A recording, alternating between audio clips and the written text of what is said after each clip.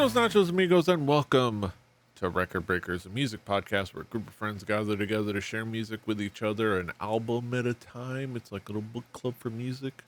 Fun time had by all. I'm Petey Rave, and here with me is my team, my squad, my crew, my gang. Gang. We're getting gnarly in here. We got David. Petey Raven to the Joy Fantastic. Oh, what's going on, brother? And we've got Drew. I think we should announce that the Rebelli Network is going independent, just like some other internet publications have gone recently. Yes. The Rebelli Podcast Network has new owners, and you're looking at them. That was so cool. We're here to talk about music. Are we? Talk about an album. Talk about a really cool album, really interesting album. And it's provided by Drew. Drew, what have you got in store for us today? Well, this was an artist that came to my attention thanks to my lovely fiance who stepped out to go to Circle Show. But she heard some of the music we were listening to last week, and she was like, "Oh, I have followed this singer for a while that also does some like older style of music." So a woman from Ireland, from Dublin, Ireland, doing a weird mix of music. That's Ireland for you scoring at home. Ireland, yes. Yeah. But the album's Mayhem, and the singer is Imelda.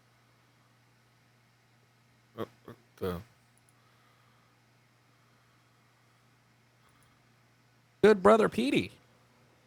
Sorry, my tab crashed. Oh no! My tab crashed. It's actually been happening a lot, but let's not get into it here. Let's not worry about it now. But yeah.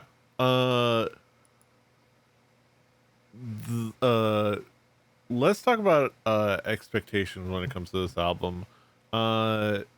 David, what expectations did you have coming into this album?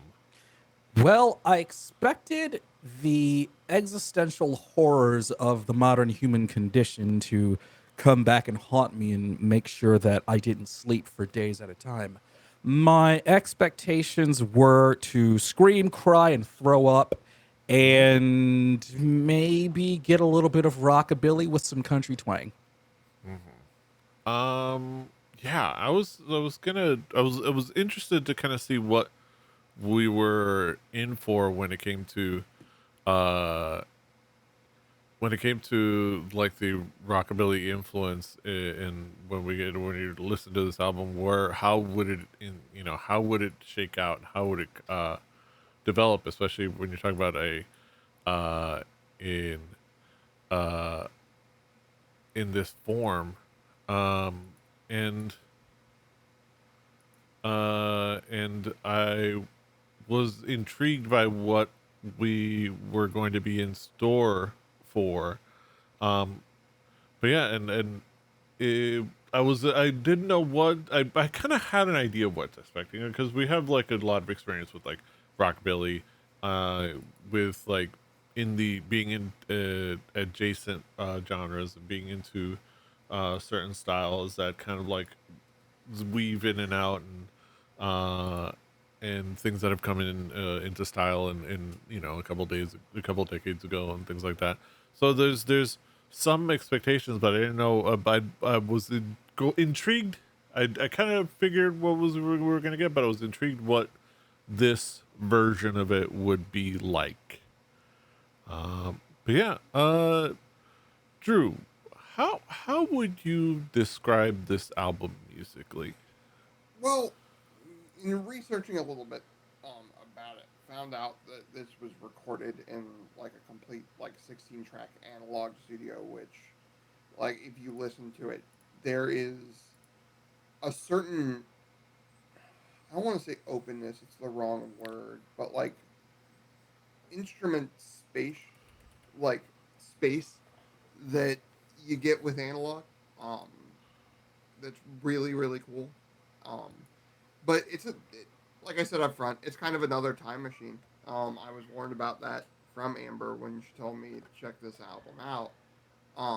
It's a time machine. It is front to back though a lot of different influences. Deej sort of alluded to it a little bit.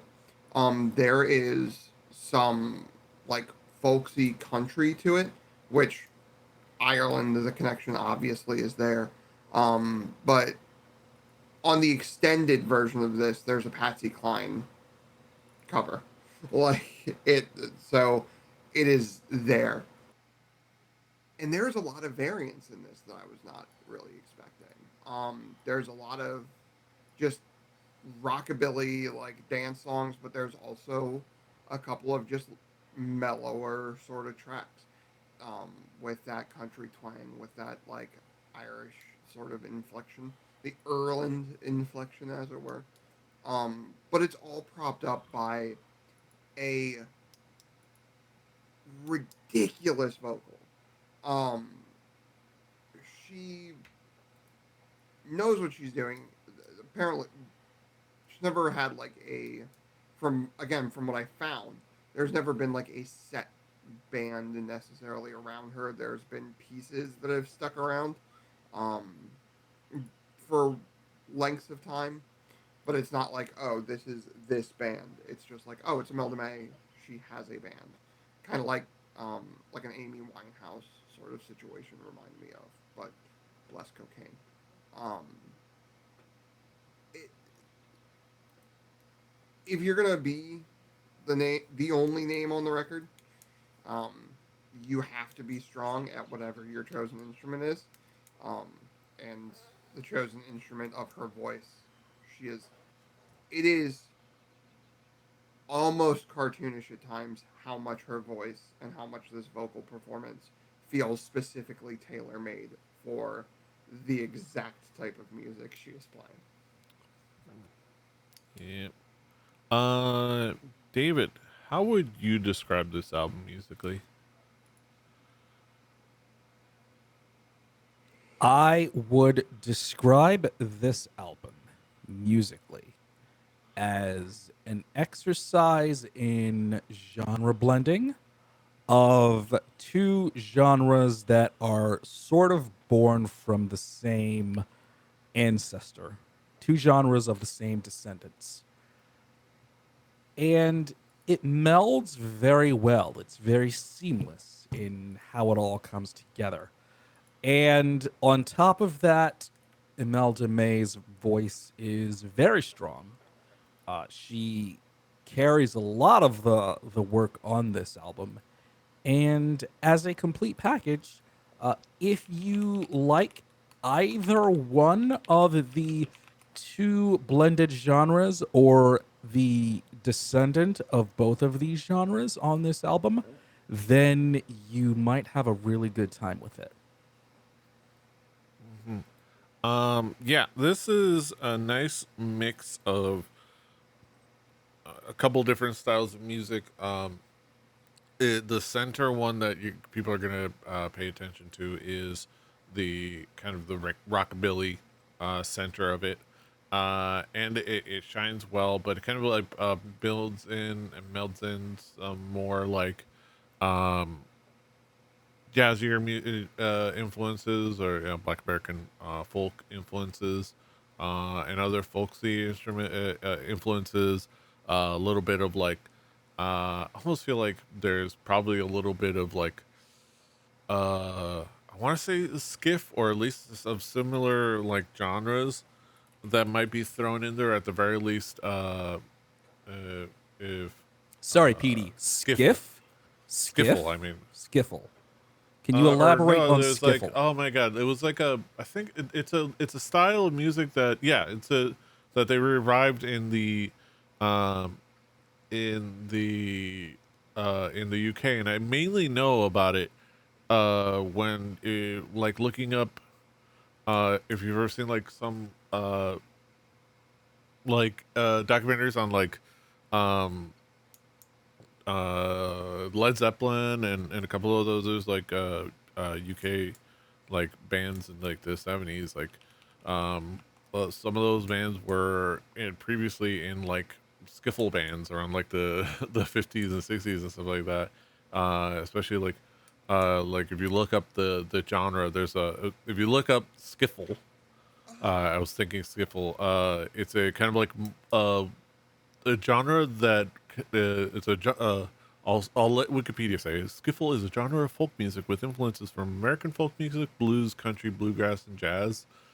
Um, and it got a lot of influences in the UK, and by extension, I imagine that crossed over into Ireland, a former unfortunate member of the UK, and Northern Ireland, of course, the current member. Um, and I almost feel like that, like from what I remember of that, I could be wrong. I just that was one thing that just kind of kept coming to mind. Like I remembered that thing, but it's basically just from again another genre born from a similar ancestor, a similar uh, predecessor, Is this group and in blackface? What the hell? I am not sure. Uh, Go on. Go on. yeah, Don't. yeah. I'm like, shout is like, we're all We're looking at the same Wikipedia article. we're, Y'all we're can not. look at this. Stay on the rails. Yeah, exactly. But it's one of those things that kind of came to mind. But yeah, a lot of those different influences of like bringing in the blues and bringing in jazz and bringing, but all centered around melding it into a rockabilly style, which again is born from a lot of the same rock and roll influences that those genres. A lot of those influences that rock and roll came from, you know, a lot of those same influences that blues came from and jazz, yeah. And it's taking from those and kind of bringing it in its own mix, which is makes for an interesting blend, as it were. But yeah, let's narrow down. Let's get like zoom in and talk about some key tracks. Uh, Drew, what would be some of the key tracks for you? So for me, the ones I pulled were Pulling the Rug, of course, a thumpy stand-up bass with some simple guitar, and just highlighting that powerful vocal, um, right at the beginning, and then leading into like this shuffle, like Oh, rockabilly. stand up bass. Do you mean Upright bass. Oh, broad bass. God, it's been a while. Um, speaking of independent also a random thing? journalism. The other thing I On the didn't mention last rails. time. Yes, the other thing I didn't mention, that video. There's like two slurs in it, and it's wild. That's what made me think of it. Like, oh, another time 10 years ago. But yeah, as you were saying. Um, but then like you add this like shuffle drum dancey pattern to it. I like really smart. Then a couple of tracks later, there's Mayhem, which is this super like rockabilly track. But then you go into this like more folksy country-y song in the Kentish Town Waltz. That really just her voice is obviously good from the tracks before. Something about this song, it's arresting. Like it stopped me in my tracks. Like, oh, she went from singing to singing. Like this is like that is that track. And then I wanted to highlight the cover at the end of the original track listing for Mayhem, which is Tainted Love. In my opinion, there are two types of covers that turn out good. It is the song is outside of your wheelhouse as a band, but you do it to the style, like to the style, to the T, and maybe add some of your own flourishes, but you try to keep it pretty original to show your range as a band, um, and like your influences in something that might be outside of you, or you do what this song does, which is change it up so much that you almost forget that like what the original melody is to begin with. This one took the bones of Tainted Love, took the chord progression, but like completely changed everything else. Um, and I think it's a great song for it, and I think it's a really, really well done cover. Mhm. David, what would be some of the key tracks for you? Some of the key tracks. We'll start with Psycho, which invoked surf rock and the surf movies of yore. And in my opinion, it was very surf rock. Kentish Town Waltz. This one, I will say it was a vibe. It allowed me to sort of, I don't want to say dissociate, but I was able to listen to this song and just kind of relax. Also, it is a waltz. It is in three, if you're scoring at home. All For You had a little bit of bounce to it, and the muted brass in this song was pretty enjoyable. Eternity. This one invoked a little Dolly Parton.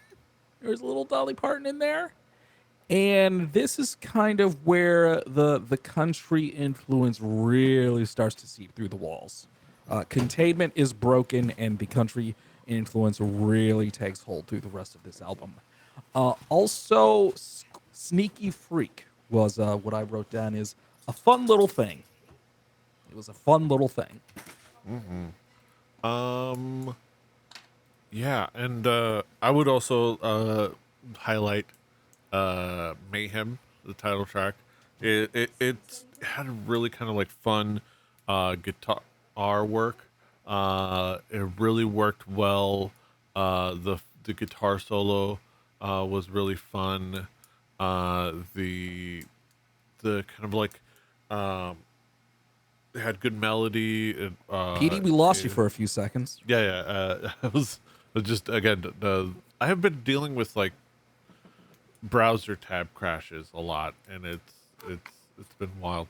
And I just don't. It like Firefox has been like, but I think it's been in other things too. I've been dealing with the thing. It's been like it'll happen every few minutes. My like, oh no, your tab has crashed. Oh no, your tab has crashed.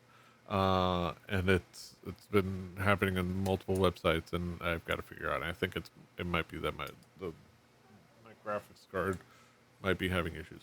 But yeah, that's a neither here nor there. But yeah, Mayhem, really solid like track, really fun, really great energy.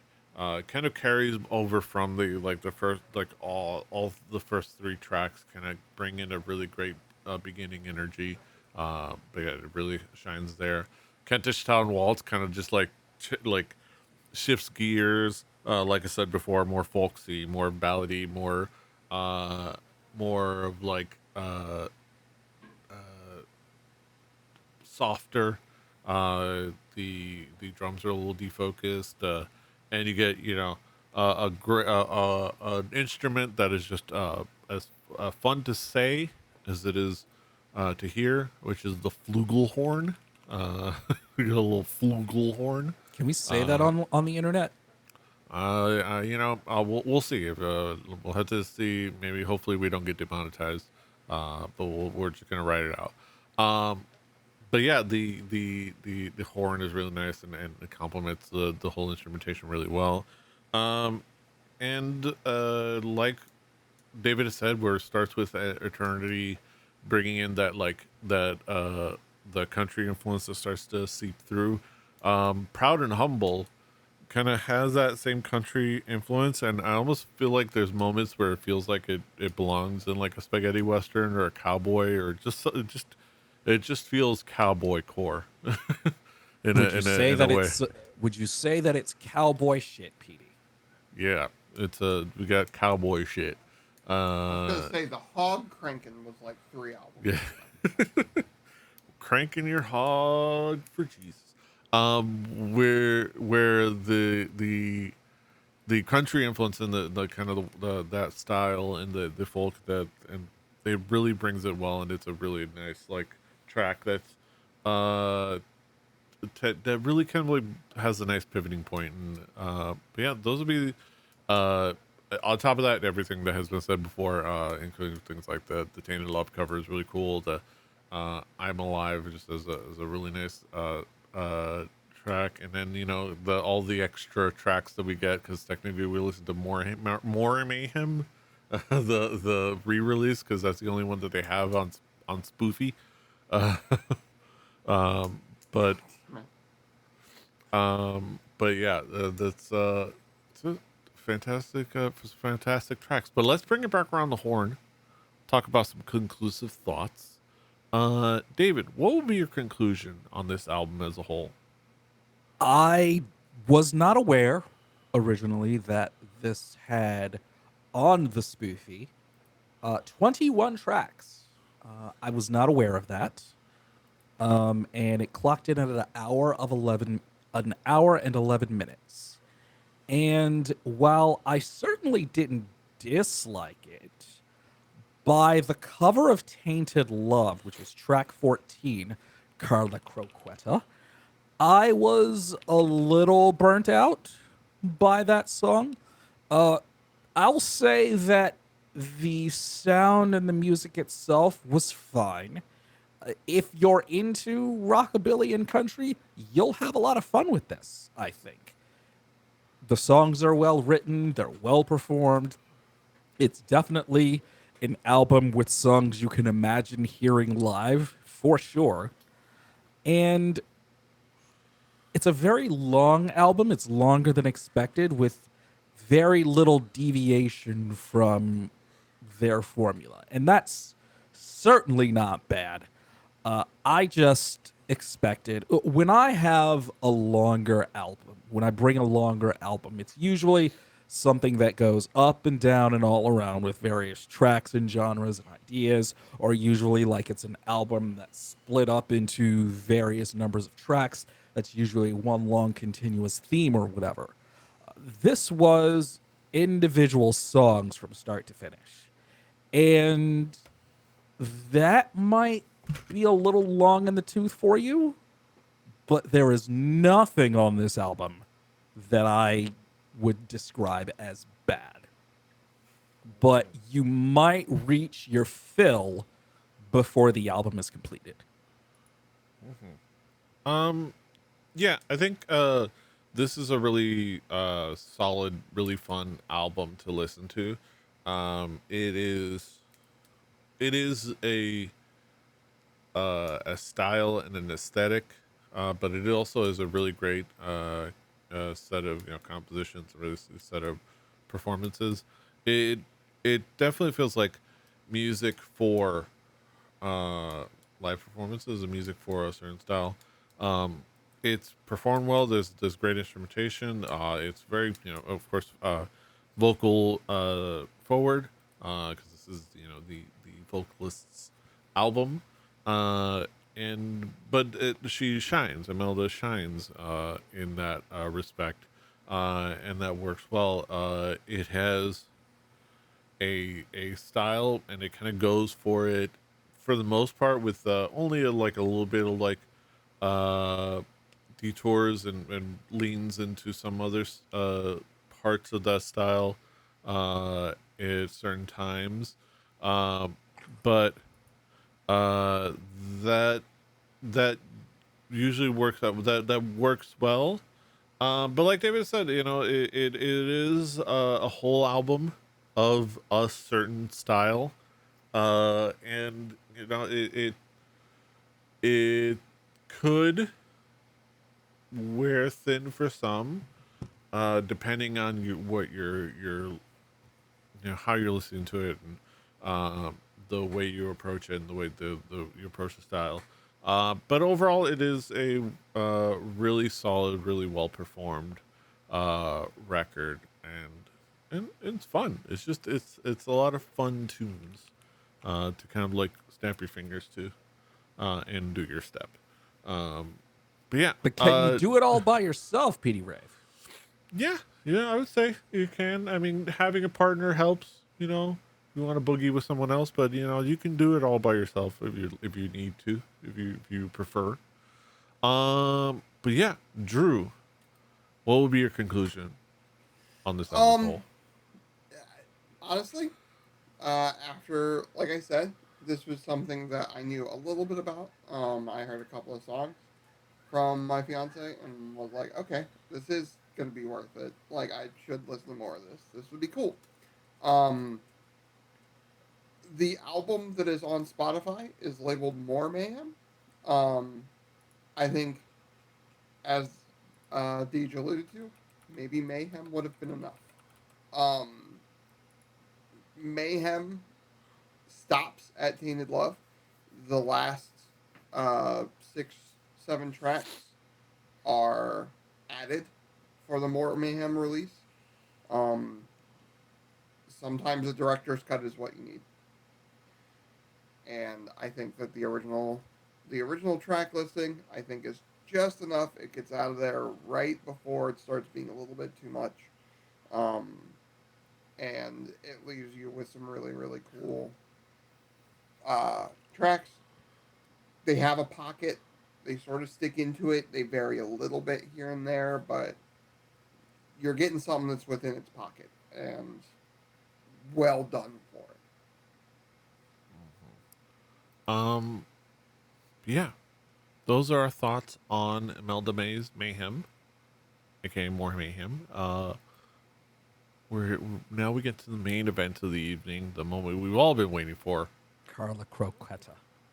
Yeah, exactly. Where we summon our haiku reviews, where we sum it all up in poetic form with the 575. Let's get down to the nitty gritty. Haikumero numero uno.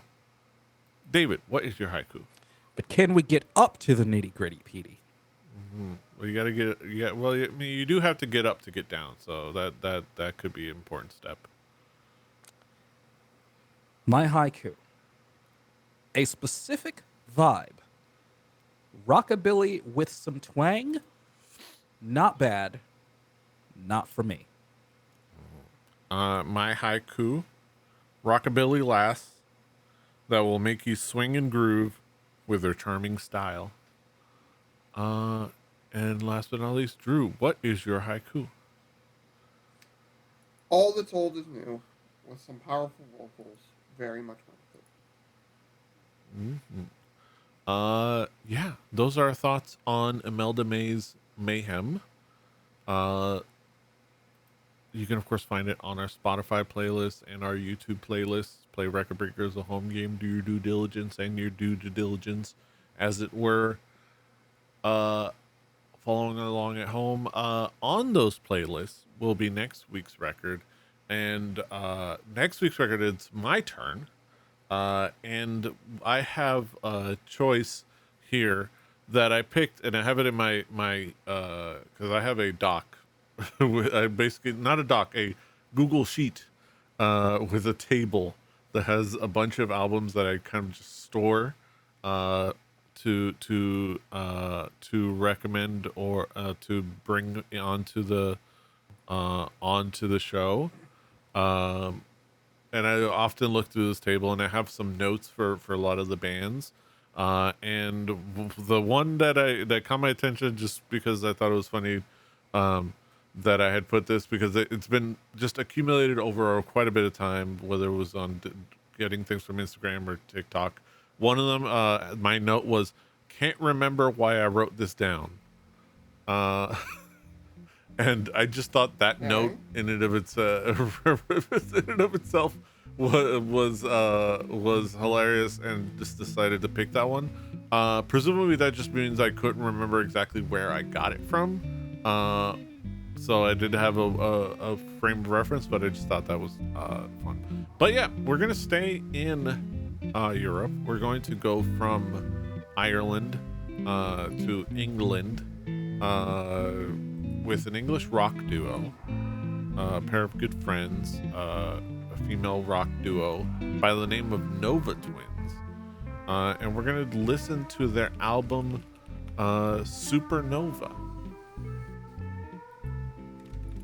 So it's gonna be a cool, interesting listen on that. But yeah, that'll be next time. And this is now, and you can of course find us all over the internet. Recordbreakerscast.com rebelli.net, Rebelli TV on YouTube and on Twitch. You can find us everywhere you find podcasts. You can find us on YouTube as well. You can find us on Spotify, on Apple Podcasts, a bunch of other places, I imagine, because they get aggregated otherwhere places. Like, share, subscribe, do all the things, comment. Until next time. Hasta los huevos. Carla Croqueta. I understand it now, Petey. I understand it now. Fighting.